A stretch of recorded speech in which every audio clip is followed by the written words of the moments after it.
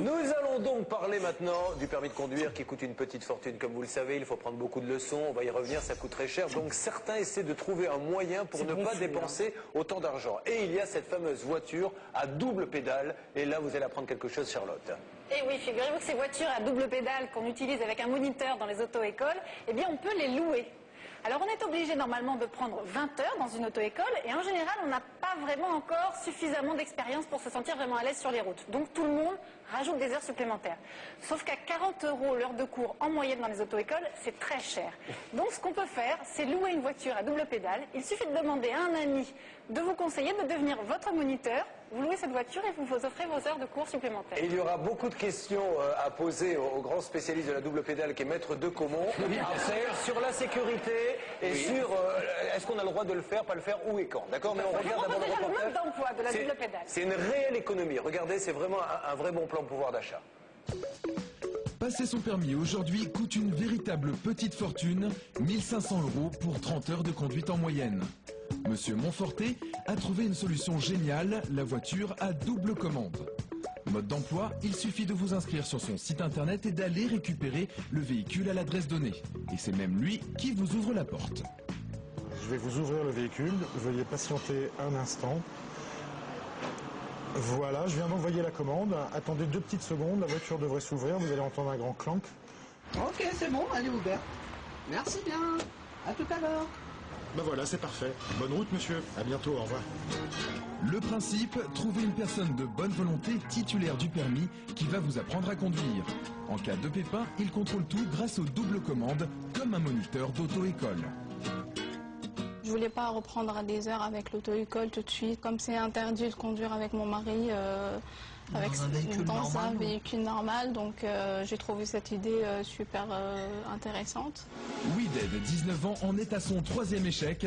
Elle a déjà déboursé plus de 2 300 €. Elle a demandé à Rabi, son mari, d'être son instructeur. Une heure d'auto-école, c'est de 40 à 45 €. Et là, chez permis.com, c'est 15 €. Donc, vous voyez, l'opération est très vite faite. Pour une heure de conduite, Wided va payer 15 €. Elle aurait dû débourser 3 fois plus dans une auto-école. Mais attention, pour bénéficier de ce système, il faut remplir plusieurs conditions. Avoir déjà pris un minimum de 20 heures de conduite dans une auto-école, et ce dans les 3 dernières années. La personne qui joue le rôle de moniteur doit avoir son permis depuis 3 ans minimum. Rabi se prend déjà pour un véritable moniteur. Voilà, vas-y, t'as bien regardé dans ton angle mort, parfait. Vas-y, parfait. Bon, on va commencer sérieusement maintenant. On dit oui, chef. Si ce service est légal, il arrive parfois que la police en ignore le fonctionnement. Lors d'un contrôle policier banal, Rabi nous raconte leur mésaventure. Bonjour messieurs, dames, votre permis de conduire. Donc ma femme, compte tenu qu'elle l'a pas, elle présente son livret d'apprentissage. Et là, le monsieur, il me dit, mais elle n'a pas le permis de conduire. Je lui dis non, elle n'a pas le permis de conduire, mais compte tenu qu'on a pris des heures sur Internet, il comprenait pas tout à fait.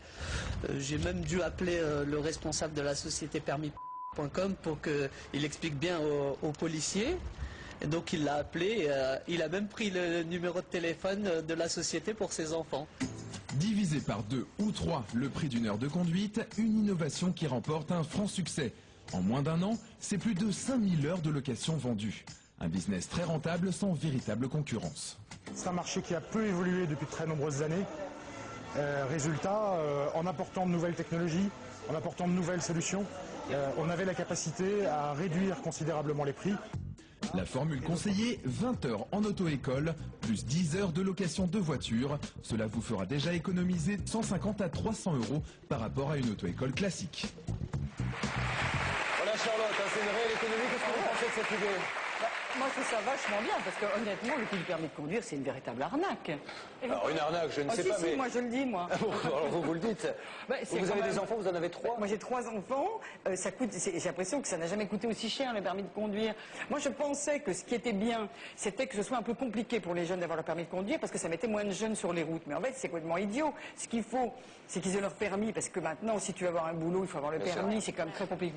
En revanche, ce qu'il faudrait, c'est brider les voitures et qu'ils soient obligés pendant pendant 2 ans de conduire des voitures qui n'aillent pas plus que 70 ou 80 km à l'heure, mais de leur permettre d'accéder à leur permis, parce que c'est un vrai handicap quand même aujourd'hui. Moi j'ai des filles qui ont 22, 23 ans, elles n'ont toujours pas leur permis parce que soit c'est trop cher, soit elles sont recalées. Beaucoup de jeunes prennent des crédits pour passer le permis. Ouais. Depuis l'époque à laquelle nous avons passé le permis, c'est-à-dire avant la guerre, il y a très longtemps. Dites donc, parlez pour vous, hein.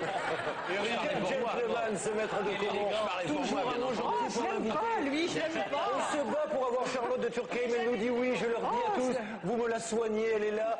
Alors on a passé le permis avant la guerre tous les deux. Elle va revenir, c'est sûr, elle va en parler à ses copines. Dans la même auto-école. Et à l'époque, c'était quand même beaucoup moins exigeant en termes de qualification et de sécurité, donc il y avait moins d'heures à faire. On pouvait à l'époque passer son permis de conduire en quelques heures. Je vais passer en candidat libre. Voilà, ou en candidat totalement libre. Maintenant, il y a quand même une garantie minimale, c'est 20 heures de conduite avec un professionnel. Alors, ça me semble pas une mauvaise idée. Maître de Caumont, maintenant, niveau sécurité, parce que l'auto-école doit aussi payer des assurances, je suppose, très onéreuses pour assurer la sécurité de celui qui apprend à conduire. Là, s'il y a un accident, quelle assurance paie? Celui qui a loué la voiture à double pédale, celui qui s'est improvisé moniteur, qui? Il y a 2 choses à retenir. La responsabilité civile, elle incombe à l'accompagnateur. C'est-à-dire que si effectivement il y a une bêtise qui est commise par le conducteur, c'est la responsabilité de l'accompagnateur qu'on va rechercher. Et précisément pour garantir sa responsabilité civile à cet accompagnateur, il faut impérativement que le véhicule soit assuré par la société qui le loue. Je me suis procuré, je suis allé sur Internet, non pas moi, vous vous doutez bien, avant la guerre ça n'existait pas Internet. Vous avez été sur le Minitel. De plus jeune, non, le Minitel c'est encore trop jeune pour moi ça. Et j'ai 2 types de contrats qui ne correspondent même pas à celui de ce reportage. Donc il y a au moins 2 autres sociétés qui font cela et qui toutes effectivement disent qu'elles assurent elles-mêmes le véhicule. C'est impératif. Ne louez jamais un véhicule à double commande sans être certain qu'il est bien assuré. Si ça ne vous rassure pas, il y a une autre petite astuce pour payer un peu moins cher son permis, c'est d'effectuer les démarches administratives à la place de l'auto-école. Parce qu'elle les fait et elle vous les facture. Et ça coûte de l'argent. Ça, c'est un bon plan. Ça, c'est un bon plan, Églantine, et je vous félicite. À Suresnes, il y a une belle initiative. Oui, il y a une initiative Suresnes et Laboratoire National. C'est une initiative pilote qui est formidable.